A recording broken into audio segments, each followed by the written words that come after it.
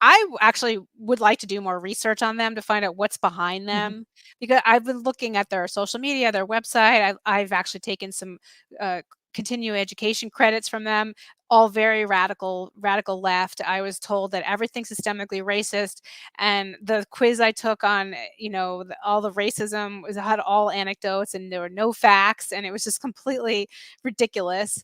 And then of course all the gender stuff, just everything. So, and they push every radical agenda. They're pushing the vaccine really really hard, and like they have Right. ads on their social media of like social workers with a band-aid on their arm all like smiling, and I've been making fun of it. But I'm just like, what Dancing. money are they getting? It really looks like they're Right. getting money from these groups, but I can't tell you as a fact because I have not done that like investigation, but I'll just by looking at their Well, stuff, it I really did. We like, did. oh, good. Okay. We did. So we looked at the National Association of Social Workers, and according to their 990 tax documents, they had over $40 million in revenue. This is in 2021. Okay. And the net assets of $95 million, and paid their CEO over $450,000.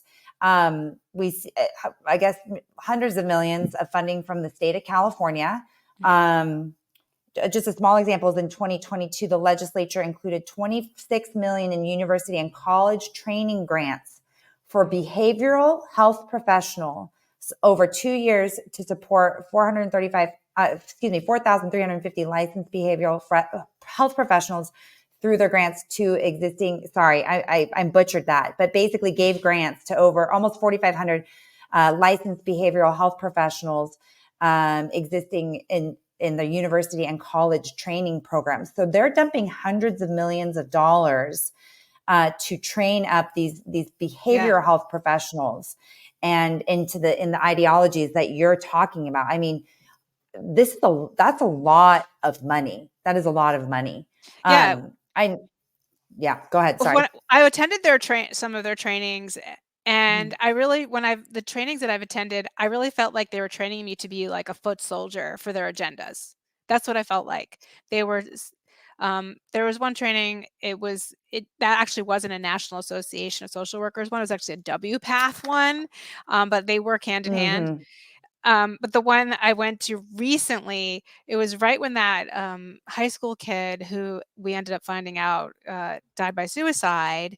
But we all got the narrative that she was bullied, next Benedict, that she was bullied and she was beaten to death and is horrible and there's a trans genocide and all this stuff. Well, I was actually attending the Zoom training that week when that happened, and the instructor, who was a trans person, this was again similar, like how to talk to manipulate parents on how to trans your kid.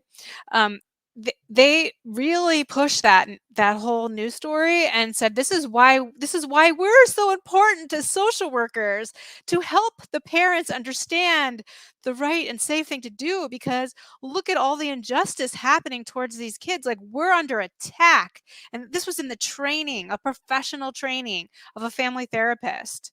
So people don't realize how the reach of this. So it's not just on Twitter. Like it was in the training. And I knew at that point, because that video was circulating of her talking about how she instigated the fight and she never met them before. So those kids at least weren't involved in any type of ongoing bullying. So I knew at least that piece of it.